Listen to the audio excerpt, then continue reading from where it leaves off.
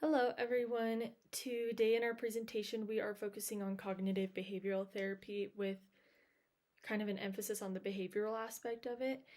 And so I'm going to just give a little overview and some history on CBT and what that entails. So, cognitive behavioral therapy is a widely used method in the mental health system. And at CBT's core, it's focusing on our thoughts, our feelings, our behaviors, and how those are connected.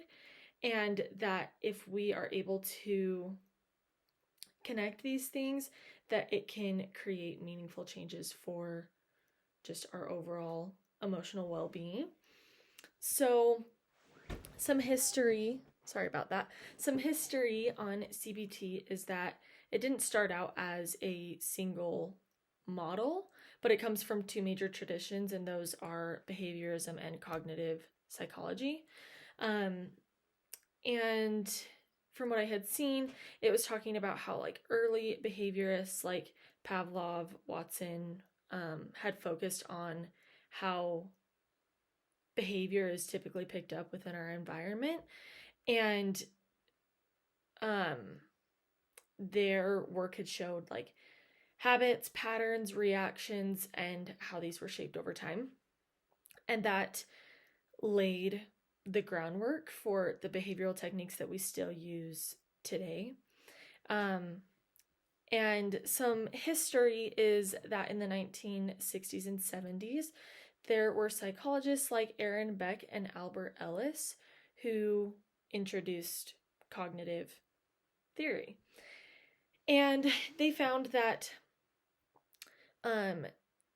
with that, people were able to interpret their automatic thoughts, their core beliefs and assumptions, and that those thoughts play a huge role into how they behave.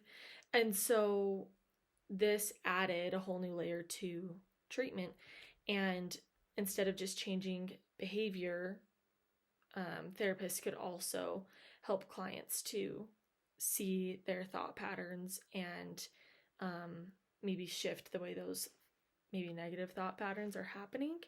And so when these two approaches came together, that's when it became CBT. And it's been both practical and effective, helping people in their daily lives. And research has shown that this theory has been effective for anxiety, depression, trauma, and many other concerns.